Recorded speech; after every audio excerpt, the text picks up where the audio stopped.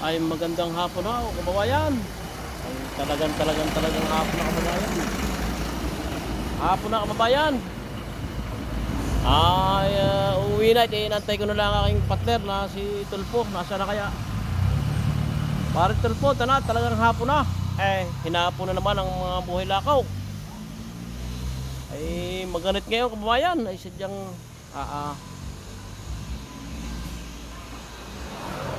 parang uuwi tayo nitong luhaan ngayon.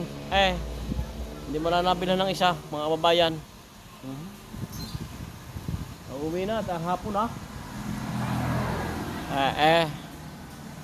Nasa na kaya ang partner Tulpo?